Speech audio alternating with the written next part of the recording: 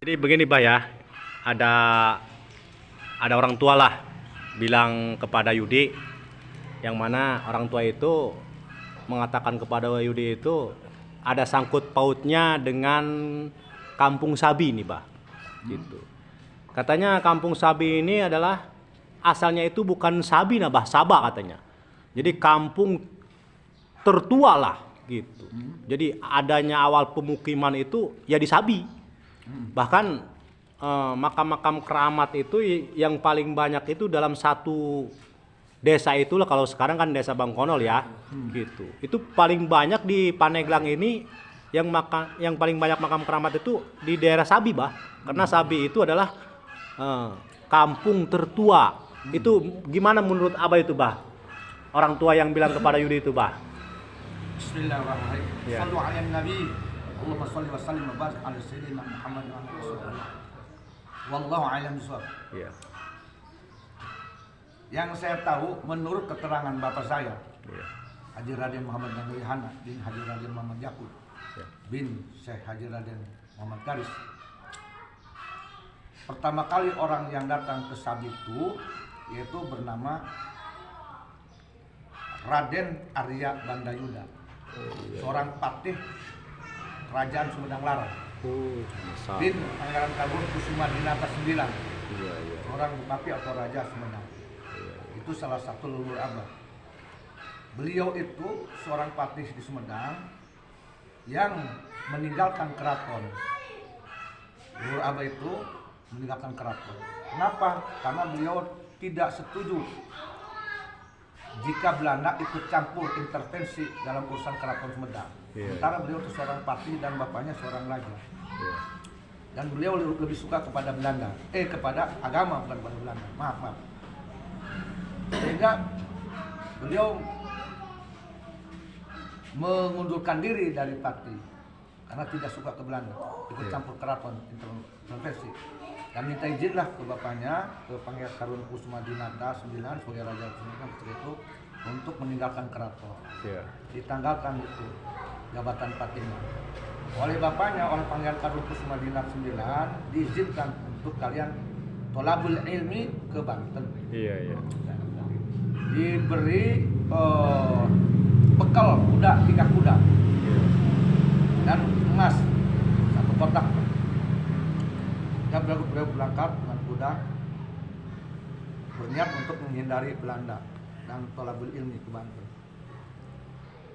Konon katanya sampailah di daerah Sabi ini, kemana? Ke Pasir Karang. Sekarang. Pasir Karang. Di situ beliau babat alas. Nah, di hutan, masih hutan, benar-benar hutan. Sekarang juga masih hutan zaman modern juga. Iya. Babat alas.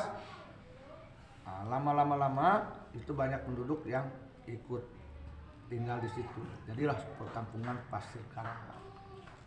Dan beliau sehari-harinya sering mengumpulkan masyarakat ketika itu. Masyarakat diundang ke rumahnya, diberi hidangan, kasih rokok, makan kopi, tetapi dinasihati agama. Karena keseharian seperti itu, dakwahnya seperti itu, jadikanlah tokoh masyarakat, oleh masyarakat penduduk setempat ketika itu sampai wafat. Tetapi beliau tidak membuka gelar ingratnya, Iya. tidak membuka gelar keradenannya, ditutup. Karena kalau terdengar oleh Belanda ada keturunan Sumedang bergelar Raden bangsawan, kata bapak saya itu dibunuh. Iya. Maka ditutuplah gelar bangsawan dengan ditutup. Nah, sampai wafat. Ketika wafat, oleh masyarakat diberi kehormatan gelar disebutnya Ki Buyut Kumpul. Duit kumpul. Kenapa sebabnya? Karena iya, iya. sehariannya sering mengumpulkan masyarakat, didakwahi, dikasih makan. Sampai sekarang disebutnya Ki Buyut Kumpul di Pasir Karang. Insya Allah kalau dirasa beliau lah cikal bakal Sabi ini sampai merambat kemana-mana. Kemudian beliau punya keturunan kalau di Dasarah Raden Ijrah Kartakusuma. Raden Ijrah Kartakusuma punya anak itu yang Abah, Syekh Raden Muhammad Karis, jadi ulama di sini, jadi seorang abu ya ulama besar di sana. Nah, itu Syekh Raden Muhammad Karis nikah dengan Nyi Hajah Ratu Rafi'ah. Masih kalau tidak salah kata keluarga itu sepupunya Syekh Tubagus Falak bin Syekh Tubagus Abbas. Makamnya di sini, makam Buyut Abah. Iya. Nah, itulah cikal bakal Sabi. Bagaimana Sabi? Bisa jadi Sabi itu mungkin awalnya Sabah. Iya. Nah, Penyabaan gitu, Bah. Sabah, Nyabah. Iya. Sabah dari Sumedang ke sini ke Sabi, Sabah. Jadi Sabi penyabaan kaula. Iya. Itu Sabi bahasa Arab pakai iya eta. Abu ya bapak, abu bapak, pakai abu ya bapak kaula. Penyabaan kaula Sabi. Iya, penyabaan. Iya. Gitu. Nah, ini Pak Yudi masih bertanya, Pak. Di tahun-tahun ini Yudi banyak apa tuh ya? Kalau bahasa ininya mah banyak lalakon di daerah Sabi lah. Karena Yudi ini pengen menelusuri, karena ada orang tua yang bilang kepada Yudi, karena di Sabi ini ada makam karomah lebih dari 40, Bah. Sedangkan sepengetahuan Yudi itu makam karomah itu yang Yudi tahu, Bah ya. Ya seperti Syekh Jarimbang, Tubagus Abbas, Syekh Mubarok, berikut Syekh Maulana Maghribi. Dulu kan Mas Sabi ya. Iya. Sabi. Itu sepengetahuan Yudi, Bah. Cuma segitu. Tapi orang tua Yudi itu bilang ada 40 makam keramat tuh, Bah. Gitu. Ya bisa memungkinkan. Iya. Bisa memungkinkan. Tapi kan yang masyhur seperti tadi. Iya, maksud. Ya, Syekh Jarimbang, Ki Buyut Kumpul, Syekh Mubarok. Oh iya, Buyut Kumpul. Iya. Di Mantare. Iya. Syekh Aliuddin. Oh Yang iya. masyhurnya itu, yang masyhurnya Iya, itu. iya.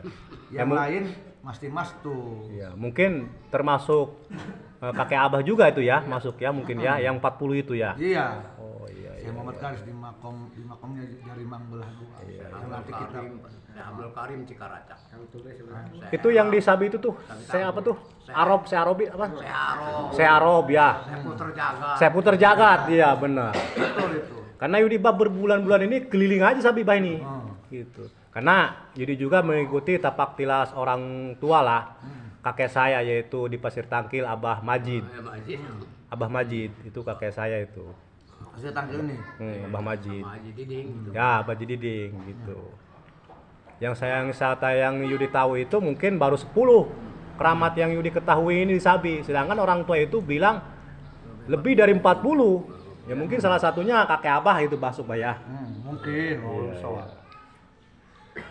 Tapi kalau bisa mah kita ini jangan hanya mencari karomat di luar diri kita. Iya. Yang lebih utama mah mencari karomat yang ada di dalam diri kita. Karomat atau kemuliaan Allah yang diberikan kepada kita. Iya. Kita gali, kita syukuri, kita hidupkan. Itu yang lebih utama. Iya.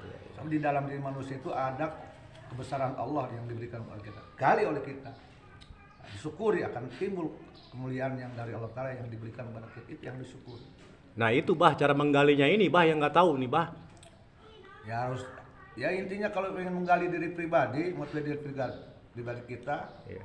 mensyukuri nikmat Allah yang diberikan oleh Allah kepada kita, kemanfaatan, pakai alat dong. Iya. Alatnya apa? Zikir, thariqah. Iya. Oleh itu baru terbuka.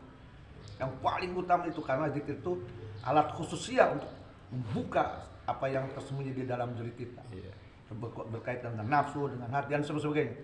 Di situ sumber kebaikan disebut zikir itu sumber kebaikan, sumber kemuliaan, sumber keagungan yang diberikan oleh Allah terhadap manusia. Iya. Oleh zikir dibukanya. Dan zikir adalah sumber penolak seluruh kejahatan, kezaliman, keburukan dunia dan akhirat. Itu sumbernya zikir. Iya. Itu. Murid-murid yang masyhur Bah dari Syekh Jarimbang ini siapa aja Bah? Oh itu saya belum tahu, belum kenal. Nanti itu harus tanya ke tokoh-tokoh di sini. Iya. Kalau Buyut Abah yang Kalau Buyut masih keturunan. Turunan Sejarimbang ya. murid Buyut Abah yang perempuan ya, Iya. itu bukan murid Syekh Jarimbang, jauh jaraknya. Iya masalahnya. Jauh jaraknya. Karena kalau Buyut Abah itu Syekh Raden Muhammad Karis sejaman dengan Syekh Ruyani. Oh iya. Zaman dengan Syekh Ruyani. Tapi saya Nawawi berarti Bah ya. Iya, zaman Syekh Nawawi. Iya. Kalau Buyut Abah yang perempuan, Nyi Hajah Ratu Rafi'ah, itu masih keturunan Syekh Jarimbang dari garis leluhur perempuan. Kalau Nyi Hajah Ratu Rapiah dari garis leluhur laki-laki mah ke Sultan Maulana Hasanuddin.